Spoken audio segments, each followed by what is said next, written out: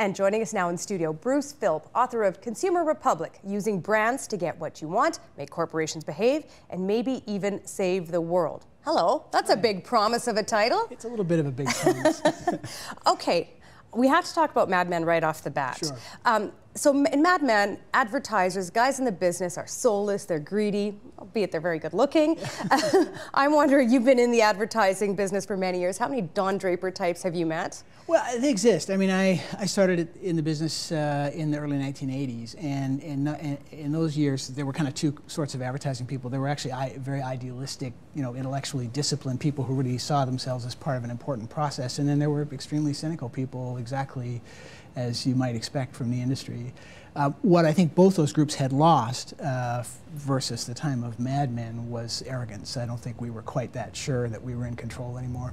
That's a good thing, I presume. I think it is a good thing. So you got into advertising. It's an interesting trajectory you took. You say it was your failure at calculus, so you're bad at numbers, that somehow got you into advertising. Make that connection. What was that journey? Well, I think, to me, being lousy at calculus kind of epitomized what a lousy student I am. The advertising business is full of autodidacts. If there's anything that characterizes a typical advertising person, it's a complete absence of success in institutional settings. So I really fit that mold. The fact that numbers may be, a pathological problem for me, notwithstanding, I went to college to learn how to do stuff instead of expand my mind, and I found myself quickly among friends when I got into the business, surrounded by autodidacts like me. It was my failure in physics that led me to a career in journalism. Right. So well, there you go. Yours is a little more noble, maybe. But I don't know. I like to think so, though. I want to talk to you about brands and logos, because when I think of the word brand, I immediately in my head attach it to logo. The swoosh, the apple, the jug of colored Kool-Aid or whatever it is. But you look at the word and the idea of brand differently, don't you? Yeah. Yeah, a brand is in its essence a kind of cultural phenomenon. When I teach this, I tell students to think about a brand as a promise. And as prospective marketers, that's how I want them to think about it. You're going to go out into the world and claim to be able to do something, and you'd better understand that that's going to come back at you somehow. But in reality, a brand is nothing more than a commercially valuable reputation. It doesn't much matter what the name is or what the logo looks like. If I can associate a reputation with your name, and if that reputation bears in some way on your ability to make money, then it's a brand. So give me an example of the promise that Pick Your Brand makes. Well, I think the brand that we all love to talk about these days is Apple. It's the the example of choice for everybody, and in that case, I think Apple's license to be a brand began all those years ago in 1984, when they essentially said, without saying it, that the purpose of a computer is to liberate human creativity. So that's what we're going to do. That, in the broadest sense, that little shiny apple. That's what they were. They knew they were saying that. We had no trouble connecting that promise to that symbol at all, which really is what a logo is for. I mean, I think that people in my business tend to worry a bit too much about logo design. I think they need to be attractive and they need to evoke character so that we have some sense of what the personality of the organization is going to be like. But at the end of the day, they're nothing more than physical symbols that branding intends to imbue with some meaning. That attachment to symbols, I think for most of us, myself included, really starts as a teenager. That's when you really get interested in the idea of logos.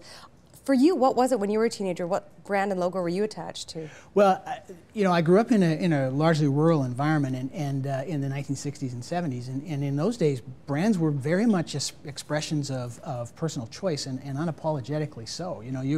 Your tractor was a certain color; it was going to be green or red or blue, and you smoked a certain brand of cigarettes, and you drank 50 or blue, or export, and you had a favorite hockey team, and so on, and those choices were all equally as as deliberate as choosing a favorite hockey team was. So I was kind of surrounded by that stuff.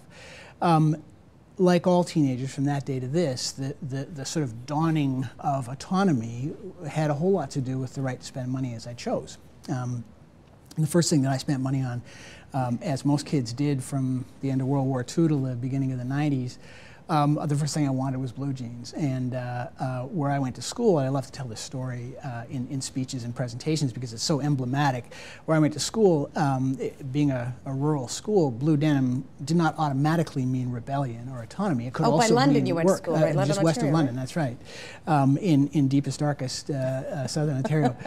And so in the school that I went to, we had to get around the risk of confusion that if I was wearing a certain brand of blue jeans, was I working that morning in in the barn, or was I being Marlon Brando? And the solution to that was Levi's. And so when it was time for me to buy my own pair of blue jeans, that's the brand I wanted more than life itself. You're not still, no, you're not wearing jeans today. Not today. I did. But do you still wear Levi's? Yeah, absolutely. Anyway, I do. I guess a lot of people still do. It's a brand that's has just sustained itself all these years. Without a doubt. I mean, they went through some dark years in the 1990s, largely at the hands of a generation that was disinclined to participate in tribal branding. But I find it interesting that Steve Jobs, or Saint Steve, I guess as he's quickly becoming, wore Levi's 501s. And the reason for this, I think, was because of what they weren't. They were kind of quintessential blue denim. They weren't trying to make a statement. They weren't the same sort of statement that you'd make if you were wearing Citizens of Humanity or Cinch or Carhartt or Hugo Boss. They were quintessential, and that was so important to his personal brand. So yeah, they still have a lot of power. In your book, you introduce us to a fun game to just explain to us and get us to realize how ingrained brands are in our culture. Explain 5 Brand for us. 5 Brand. So this was the brainchild of an advertising guy in Brazil. And his challenge to anyone who stumbled on his website was to say, okay, just pick 5 brands that as completely as possible describe who you are. And there were 2 things about this experiment that interested me, and he's actually migrated the whole thing to Facebook now. It's still very active. There were 2 things about this that interested me, and one was how easily people were able to do this. The ease with which we used brands as a language of social meaning as opposed to just a commercial kind of concept. And the other was how, when he first started it, the vast majority of people who took the test were people who worked in the branding business. And that may seem on the surface unsurprising, but to me, knowing how hypersensitive, advertising and design people are about their personal images, I wouldn't have thought that they would expose themselves that way. I would have thought that they would see themselves as somehow above this game, and yet they were naked and honest about the brands that had meaning for them and that kind of defined them. Okay, I'm putting you on the spot. Right. Describe yourself in 5 brands. I don't know if I can remember the 5 that I described. I mean, I had to pick Apple because I just, so does everybody. But I love its single-mindedness and its determination not to kind of listen to people, but to kind of bring people something.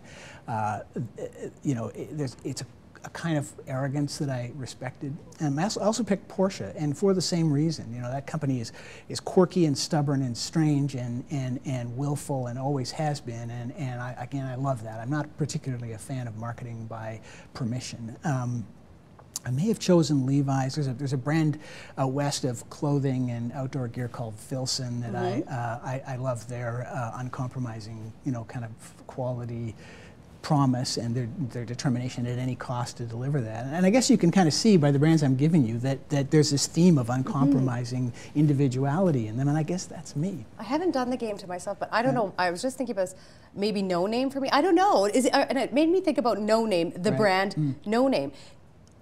That seems like utter genius to me, that you're being seen as not branding yourself, yet you're branding yourself. Yeah. That's without the a goal. doubt, without a doubt, and therefore it's a brand. If it has social meaning, and that social meaning is somehow of commercial value to the people who own it, then it's a brand. People on Madison Avenue need to care about this. This is the business they're in. Why should I, as a consumer, care about brands?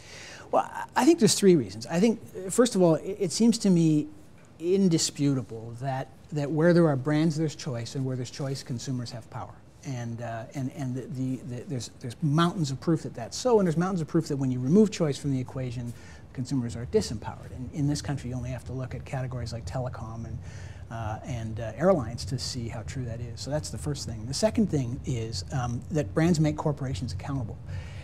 People reflexively object to this idea. It's like, oh, brands are tools for manipulation, and I'm like, show me the proof, because the proof that I have, what I have seen happen is the more famous a brand is, the more terrified that corporation is to do anything untoward. And the third thing, maybe the most contentious thing that should make us care about brands, is that they are socially useful. They're an unspoken language that we're all quite literate in, through which we're able to communicate with each other and kind of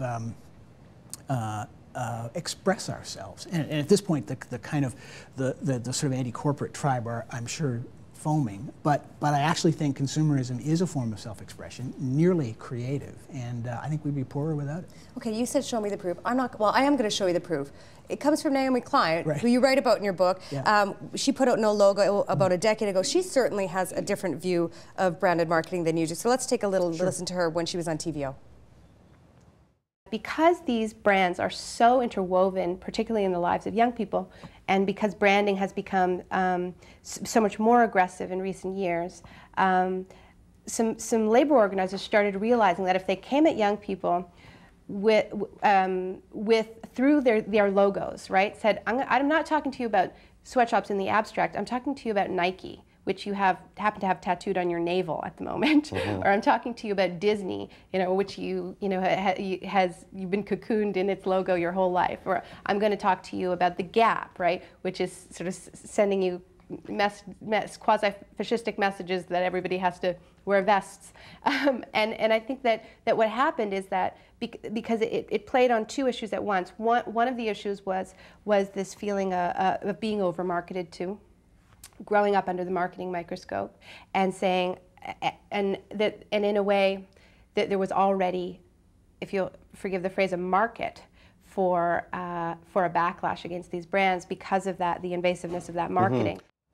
Okay, Bruce, is it fair, as Naomi Klein says, her criticism, to link corporate malfeasance to a company's brand? Well, it depends on how you're asking me the question, because I think her choice to do that was why that book was so successful. I don't actually think it's a particularly intellectually honest kind of conceit, but it was very effective. The fact is that brands, the fame of a brand and the extent to which that fame bears on a company's profitability, it gives the consumer huge power over the corporation's behavior, because simply what do you mean by that? How do I afraid. exercise that power? Well, let's take the example of Nike, which she's very fond of. Nike comes up some 37 times in the book. She's really got a problem with Nike. And I should point out, Naomi Klein herself in 2009, in an interview with The Star, described that book as politically unsophisticated, and I think that's a fair assessment. Nike was singled out by Naomi Klein at the height of its power culturally. People were, Michael Jordan and all, and this is the late 1990s. It was massive and growing and global, and the swoosh was recognizable everywhere on earth. So Naomi Klein scared the pants off Nike. And when I was researching my book, I happened to fall into a great resource in the form of a research company in Switzerland that tracks the ethical behavior of corporations around the world. And they track more than 500 of them, and their process is algorithmic. It's black box, so they go through press releases and other sort of web content, and they identify whether they've been good environmental stewards, labor relations, human rights, violate all this kind of everything you would hope. And they come up with a ranking, and I think they publish this ranking quarterly now. Nike, when I did the research for the book, was among the 10 most ethical companies in the world. And in fact, almost all of the top 10 were brands that you might find in your own home. So my contention is that if Nike needed redemption, Naomi Klein actually caused that to happen, but she caused it to happen by threatening shame on their brand. And I think that's the ultimate proof that this brand fame and this idea that their sustainability as a business depends on it gives us leverage. There is certainly, though, that perception that the corporations, are malicious, they're out to get us, we're all just being duped. You say, though, that the corporation is cow. Right. Tell me about that. For the sake of alliteration, you could pick any animal that you like. There was a film produced some years ago called The Corporation, based on the brilliant conceit that that if you look at the way corporations behave, you could conclude that they are clinically sociopaths. And my reaction to that is, well, okay, but I'm not sure what we do with that because I don't believe corporations really have any collective intent other than to make money by any means possible and legal. And so we might be more productive to think about corporations as just being kind of single-purpose organisms. there's no good can come of an adversarial relationship with corporations, I don't think. Whereas if we just accept them for what they are and understand that they're going to do what works and not what doesn't work, we're much more likely to create some kind of rapprochement.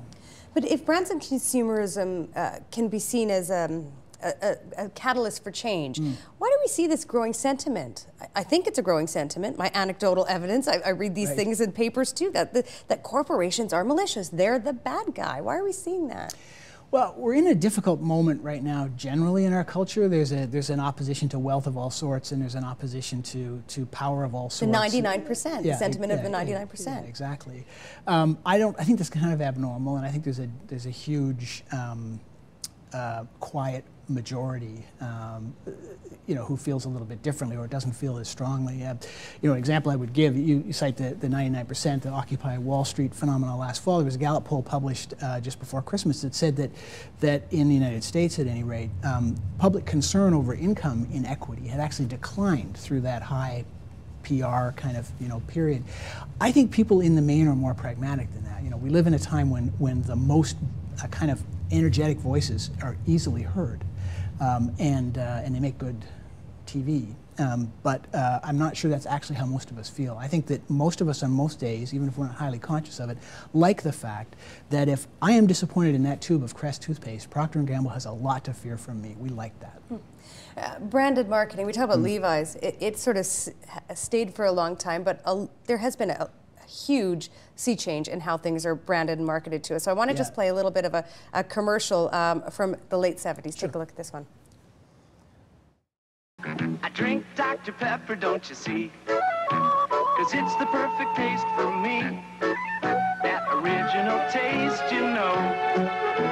is making peppers everywhere I go. There's boating peppers, toting peppers, cooking peppers, good-looking peppers. Wouldn't you like to be a pepper too? I never understood what wouldn't you like to be a pepper too, but I remember that slogan so well.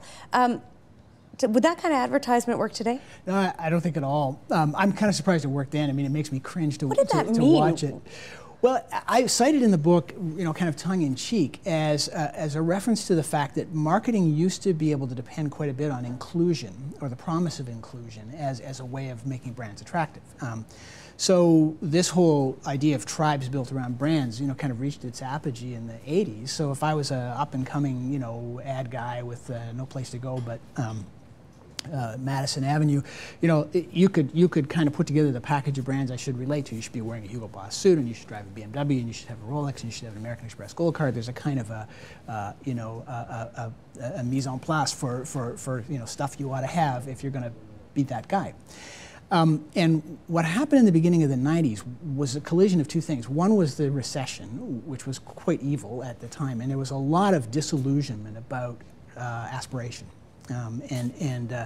People were like, forget it, I don't want any part of this rat race. If all that's going to happen is I'm going to lose my retirement in one day in October because the stock market, I'm out. And the other was that Gen X, who had grown up in the shadow of the baby boom, started to come of age. And what they did, to make a very long story short, was they tore apart all that sort of taxonomy of brands and social tribes and said, I'm gonna pick this, but I'm gonna have one of those, and I'm gonna have three of those and one of those, and I'm gonna take that and that, and rip them all up and mash them back together. And they ended up using brands as kind of a palette for creating personal meta brands, and it was a way of subverting culture. And this was well written, well documented by people like Douglas Rushkoff.